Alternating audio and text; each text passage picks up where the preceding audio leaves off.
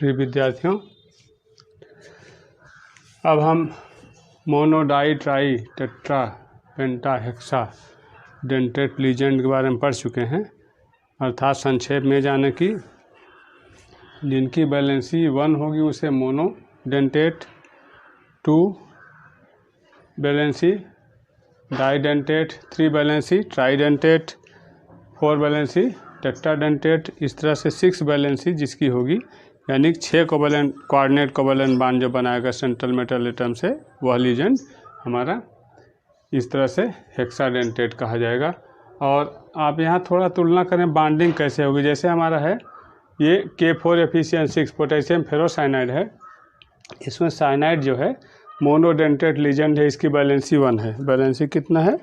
इसकी 1 है। इसी तरह से टेट्रामीन कॉपर सल्फेट है, इसमें अमोनिया जो है ये तो हमारा ऋणावशित है और यहाँ पर उदासीन अणु है, ये भी मोनोडेंटेट है, इसकी बैलेंसी 1 है। अगर हम तुलना करें, अगर यहाँ पर कोई जैसे ऑक्सो है, डाईडेंटेट लेंगे, बाईडेंटेट, उसका 3 लगेगा, क्योंकि ऑक्सो की बैलेंसी मोनो के दुगना होती है। इसी तरह यहाँ लेंगे, अगर हम ऑक्सो लेंगे तो हो जाएगी यहाँ पर 2 लगेगा, यानी कि यहाँ डाईडेंटेट लेंगे या बाईडेंटेट लेंगे तो आधा नंबर लगेगा, हाफ। यहाँ जैसे हम ले लें कोई टेट्रावैलेंट, आपको हम बता चुके हैं टेट्रावैलेंट कौन है, उसमें से आप देखिएगा, संक्षिप्त नाम यहाँ लिखेंगे तो देखिए उसका 1 लगेगा। इसके साथ अगर मोनोडेंटेट लेंगे तो मोनोडेंटेट का 4 लगेगा, 4 कोऑर्डिनेट कोवैलेंट बॉन्ड बनाना है। और क्योंकि टेट्राडेंटेट जो है वह अकेले 4 कोऑर्डिनेट कोवैलेंट बॉन्ड बना लेगा, इसलिए उसका यहाँ 1 लगेगा। और यहाँ पर अगर हम, क्योंकि 4 का यहाँ नहीं वो बैठेगा, है ना, यहाँ पर तुलना नहीं कर पाएंगे, 3 लें चाहे 2 लें चाहे 6 लें, 1 वाला है ही है। और डाई लेंगे 3 लगेगा, ट्राई लेंगे 2 लगेगा, टेट्रा की तुलना हो नहीं पाएगी पेंटा की। हेक्सा लेंगे तो 1 लगेगा। इस तरह से हेक्सा आप देख ही रहे हैं, EDTA 4- वाला। इस तरह से हम देखें, जो हमारा mono di tri tetra hexa penta ये सब हैं लीजेंड, इनका नाम पड़ा है। कितना कोऑर्डिनेट कोवैलेंट बॉन्ड बनाते हैं, एक लिगेंड द्वारा कितना बनता है coordinate covalent bond central metal atom से, उसी संख्या के आधार पे मोनो डाई ट्राई टेट्रा पेंटा हेक्सा है। और अब देखें थोड़ा सा इसी से जुड़ी हुई बात है, किलेट संकुल, चिलेट संकुल, इसको चिलेट भी कहेंगे, किलेट संकुल, किलेट कॉम्प्लेक्स क्या होता है। इसमें देखिए, यदि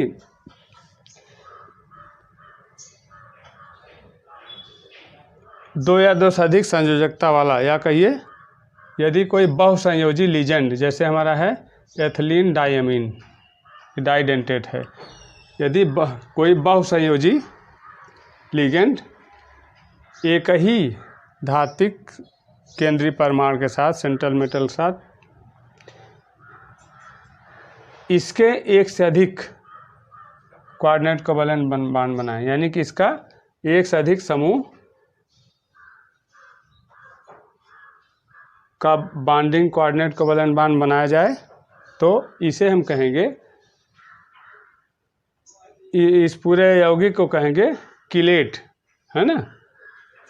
बहुसंयोजी जब कोई लिगेंड एक ही धात्विक परमाणु के साथ एक से अधिक कोऑर्डिनेट कोवैलेंट बॉन्ड बनाए, तो इस पूरे यौगिक को क्या कहेंगे? किलेट कहेंगे। यहाँ पर एक तरह से रिंग, चक्रीय संरचना उभर के आती है, बनती है, इसीलिए इसको हम कहें किलेट। किलेट मीन्स चक्रीय, थोड़ा सा कॉम्प्लेक्सिटी हो जाएगी, चक्रण यहाँ हो जाएगा, तामझाम हो जाएगा, है ना। तामझाम देखिए है, 1 2 बना सकता है, ऐसे ही 2 आ गए, 4 बना लिए, तो ऐसे को हम किलेट कहेंगे। या कि एक ही धात्विक केंद्रीय धात्विक परमाणु से अगर बहुसंयोजी कोई लिगेंड है, एक से अधिक कोऑर्डिनेट कोवैलेंट बॉन्ड बनाता है, इस संरचना को अथवा इस यौगिक को कह सकते हैं किलेट संकुल या थे किलेट कॉम्प्लेक्स, ठीक है। और इसको लिगेंड को किलेटिंग लीजेंड बोलेंगे। ये पूरा लिखा है, सीधे किताब में मिल जाएगा आपको। अब किलेटम गुण क्या होगा, देखिए इसकी तुलना में जो मोनोडेंटेट लिगेंड से जो हमारा कॉम्प्लेक्स बनेगा उसी केंद्रीय परमाणु साथ, जैसे हमारा ये है, यह कम स्थायी होगा, और किलेटिंग वाला यानी कि अधिक बहुसंयोजी लिगेंड साथ जो बनेगा, रिंग संरचना जो प्राप्त होगी, ये अधिक स्थायी होगा। और इसका उपयोग तो ऐसे कोर्स में नहीं, लेकिन थोड़ा जान लें, किलेटिंग गुण में रिंग बढ़ने के साथ, अर्थात मोनोडेंटेट के अलावा अगर डाई, ट्राई, टेट्रा ये सब उसकी जगह आ जाएंगे, तो वही उसी केंद्रीय धात्विक परमाणु के साथ भले बनेगा कॉम्प्लेक्स यौगिक, है ना, कॉम्प्लेक्स कंपाउंड, तो ज़्यादा स्थायी होगा किलेट वाला। और जल का जो है जल की कठोरता दूर करने में इसका उपयोग किया जाता है। अब आइए एक और इसी से जुड़ी हुई टॉपिक है, जुड़ा हुआ टॉपिक, इसको हम सॉलिड स्टेट में पढ़ चुके हैं। समन्वय संख्या, वहाँ पर देखिए एक प्रकार के आयन को अन्य प्रकार के कितने आयनों द्वारा घेरा जाता है, उन आयनों की संख्या को कहते हैं। यानी कि किसी एक प्रकार के आयन को दूसरे प्रकार के कितने आयन घेरे रहते हैं, उसी संख्या कोऑर्डिनेशन नंबर कहते थे वहाँ पर, समन्वय संख्या। वही बात यहाँ भी है। यहाँ देखिए जो हमारा है कोऑर्डिनेशन स्फीयर है, उसके अंदर जो संरचना प्राप्त होती है कि लिगेंड और सेंट्रल मेटल एटम के बीच में बॉन्डिंग होती है, तो कुल मिलाकर के जीभ कहते हैं सेंट्रल मेटल एटम को, और दांत कहते हैं लिगेंड को, चाहे जैसा लिगेंड हो, मोनो, डाई, ट्राई, टेट्रा, लेकिन कुल मिला के कोऑर्डिनेशन स्फीयर में कितने, how many number of ligands present होते हैं जो कि घेरे होते हैं किसको, सेंट्रल मेटल एटम को। दैट मीन्स कितने लिगेंड मोनोडेंटेट घेरे हैं, अथवा कितने कोऑर्डिनेट कोवैलेंट बॉन्ड बना है किसी सेंट्रल मेटल एटम के इर्द गिर्द या चारों ओर, उसे हम कहेंगे उस कॉम्प्लेक्स कंपाउंड का कोऑर्डिनेशन नंबर, खास करके सेंट्रल मेटल एटम के संदर्भ में, है ना।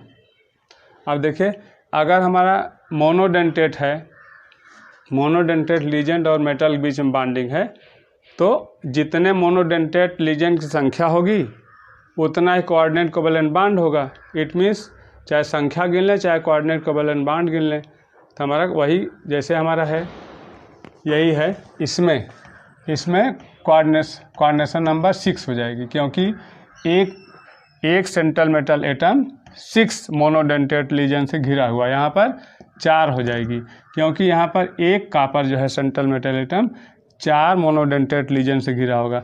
और यहीं पर अगर हम ले लेंगे, अगर मान लीजिए हम तुलना करते हैं डाईडेंटेट लिगेंड से, तो डाईडेंटेट की जो संख्या होगी, है ना, उसकी आधी, यानी डाईडेंटेट में 2 वैलेंसी होगी, तो जितनी हो मान लिया वहाँ पर संख्या है, इसकी जगह हम कितना लेंगे, डाईडेंटेट 3 लेंगे, तो वहाँ दुगुना करेंगे। यहाँ पर देखिए उल्टा हो गया, 2 गुना कर देंगे। यहाँ पर ट्राईडेंटेट है, यहाँ पर 3 गुना कर देंगे, डाईडेंटेट का दुगुना कर देंगे,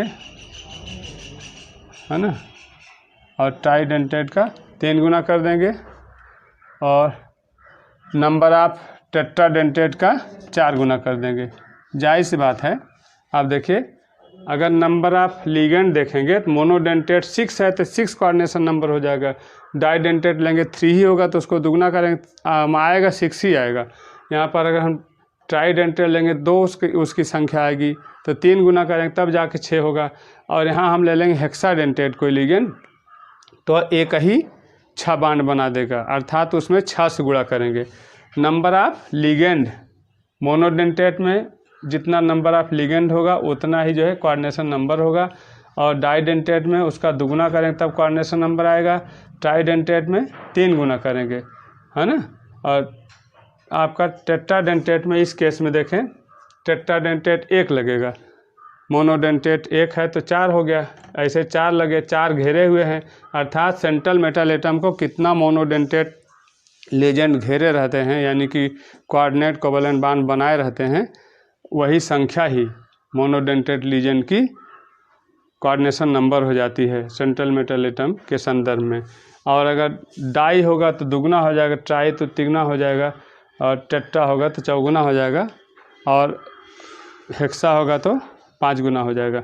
कुल मिला के कुल मिला के कोऑर्डिनेट्स नंबर जो है कॉम्प्लेक्स के लिए, कीलेट के लिए क्या हो जाती है, जितने मोनोडेंटेट लीजेंड किसी सेंट्रल मेटल एटम को कोऑर्डिनेशन स्फीयर के अंदर घेरे रहते हैं अथवा कोऑर्डिनेट कोवैलेंट बॉन्ड बनाए रहते हैं, कोऑर्डिनेट कोवैलेंट बॉन्ड की संख्या देखें चाहे मोनोडेंटेट लीजेंड की संख्या देखें, वही संख्या ही कोऑर्डिनेशन नंबर होती है।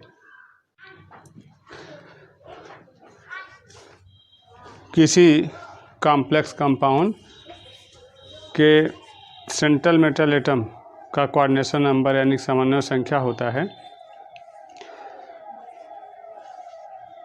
उसके तथा सेंट्रल मेटल या कैपिटल एम तथा लिगेंड के बीच बनाए गए कोऑर्डिनेट कोवैलेंट बॉन्ड की संख्या कहिए, और चाहे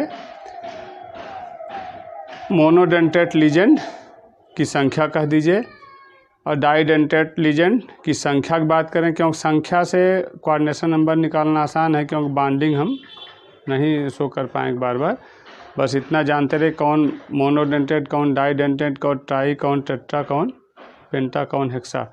तो अगर हमारा डाइडेंटेट है तो उसकी लीजेंड की संख्या दुगनी, खाली मोनोडेंटेट में जितना कोऑर्डिनेट कोवैलेंट बॉन्ड बनेगा उतना ही संख्या होगी उसकी, दोनों बराबर हो गया। और डाइडेंटेट में दुगना करना पड़ेगा संख्या के, लिगेंड संख्या के, ट्राइडेंटेट में तिगुना करना पड़ेगी। इस तरह से हम बता चुके हैं, ज़रा उस पर कुछ वो कर लें। एक बात और जाने यहाँ पर कि जो ऐसा व्यवहार देखा गया, कोऑर्डिनेशन नंबर 4 या 6 के कॉम्प्लेक्स कंपाउंड अधिकतम होते हैं। कोऑर्डिनेशन नंबर 4 से कम 1, 2 अथवा 3, 6 से अधिक 7, 8, इन सब के कोऑर्डिनेशन नंबर के कंपाउंड बहुत कम होते हैं, रेयर होते हैं। कुल मिला के ज़्यादातर coordination compound coordination number complex compound coordination number 4 के होते हैं अथवा 6 के होते हैं। अब कुछ उदाहरण देख लें। देखिए,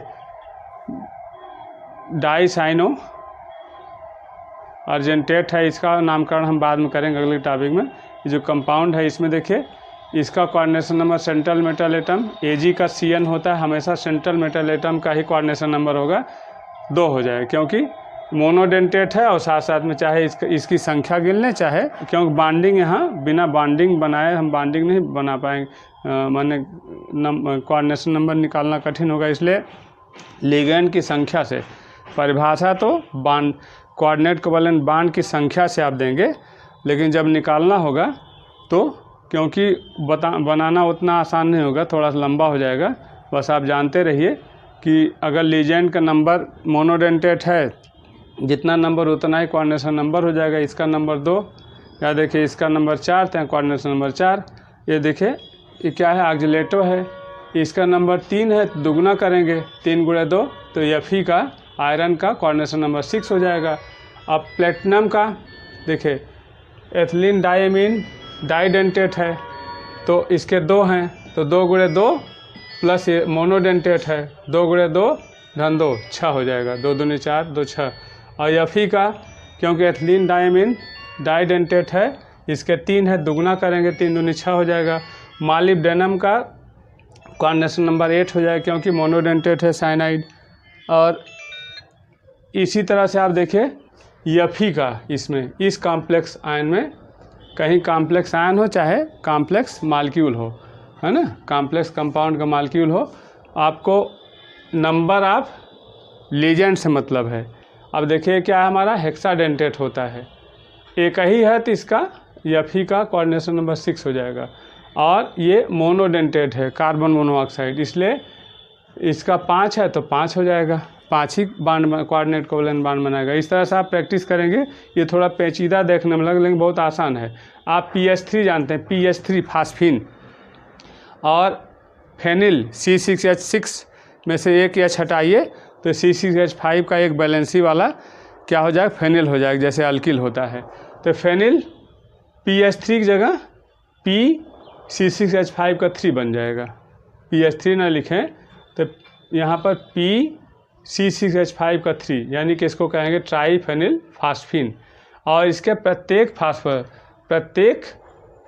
C6H5 थ्राइस P के फास्फोरस पर एक लोन पेयर होता है, एक जो है इलेक्ट्रॉन का युग्म होता है, माने 2 इलेक्ट्रॉन होते हैं।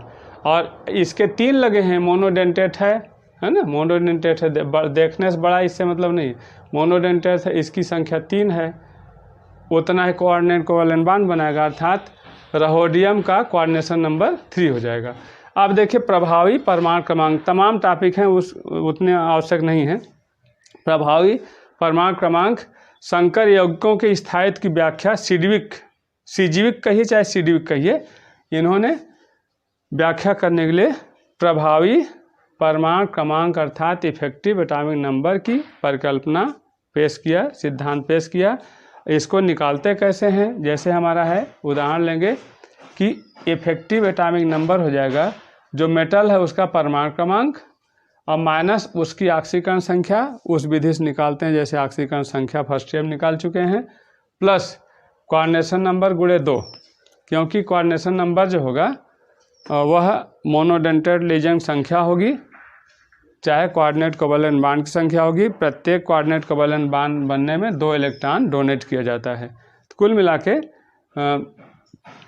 इफेक्टिव एटॉमिक नंबर जो हो जाएगा निकटस्थ Fe के निकटस्थ जो है अक्रिय गैस है उसका परमाणु क्रमांक आएगा। इससे स्थायित्व की व्याख्या होती है। देखिए जैसे यहाँ पर K4Fe6 में K4 से मतलब यहाँ नहीं है, ठीक। Fe का होता है परमाणु क्रमांक 26 और Fe पर यहाँ पर +2 आवेश है ना, निकाल लेंगे आप, है ना। 4 गुणे धन 1 यानी धन 4 हो गया। इसका x मान लीजिए, x - 6 तो धन 4 - 6 + x बराबर 0, यहाँ आवेश 0 है तो धन 4 - 6 यानी कि ऋण 2 हो जाएगा। x - 2 बराबर 0 तो x बराबर धन 2। इसकी ऑक्सीकरण संख्या इसके परमाणु क्रमांक से घटा करके, यही इसका परमाणु क्रमांक माइनस ऑक्सीकरण संख्या इसी की केंद्रीय परमाणु की, अब प्लस कोऑर्डिनेशन नंबर गुणे 2 जोड़ देंगे तो निकटस्थ, इनका सब में ऐसा नहीं हो पाता है लेकिन अधिकांश जो हमारे कोऑर्डिनेशन नंबर 4 और 6 के जो हैं उनके स्थायित्व की व्याख्या कर सके, क्योंकि उनका इफेक्टिव एटॉमिक नंबर इनके सूत्र से अर्थात केंद्रीय धात्विक परमाणु का परमाणु क्रमांक और माइनस उसकी ऑक्सीकरण संख्या प्लस कोऑर्डिनेशन नंबर किसका होगा, उसी केंद्रीय धात्विक परमाणु का गुणे 2 करते हैं, क्योंकि ये जितना कोऑर्डिनेशन नंबर उतना ही कोऑर्डिनेट कोवैलेंट बॉन्ड उतना गुणे 2 हो जाएगा इलेक्ट्रॉनों की संख्या। तो जोड़ते हैं, कुल मिला के इफेक्टिव एटॉमिक नंबर जो होता है प्रभावी परमाणु क्रमांक, कुल मिला के एक प्रभावी इलेक्ट्रॉनों की संख्या आती है, वह किसके आएगी बराबर, इनका मानना है, क्योंकि जो संकर यौगिक होते हैं कोऑर्डिनेशन नंबर 6 और 4 के ज़्यादातर यही होते हैं, वो स्थायी इसलिए होते हैं और संकर आयन इसलिए नहीं टूटते हैं आयनन के बाद भी, उनके अंदर जो हमारे देखिए Fe और Cn ये सब अलग नहीं होते हैं, क्योंकि इनका जो प्रभावी परमाणु क्रमांक धात्विक परमाणु जो है इसके निकटस्थ आप जाएंगे चौथे आवर्त में, आप देखिए वहाँ पर 2, 10, 18, 36, तो 18 के बाद 36 यानी कि चौथा नंबर क्रिप्टन का है, हीलियम, नियान, आर्गन, क्रिप्टन 36 का है। और उसी के आवर्त में चौथे आवर्त में आपका आयरन है, उसी आवर्त में डी ब्लॉक में है आयरन, और ये पी ब्लॉक में हमारा जो अंतिम 0 वर्ग में है वो क्रिप्टन है। इनका मानना है क्यों, इसीलिए हमारा जो संकर यौगिक अथवा उसका आयन अपनी पहचान बनाए रखता है, उसका स्थायित्व इसीलिए होता है क्योंकि उसका जो प्रभावी परमाणु क्रमांक ही होता है अपने उसी आवर्त में उपस्थित अपने निकटस्थ अक्रिय गैस के परमाणु क्रमांक के बराबर।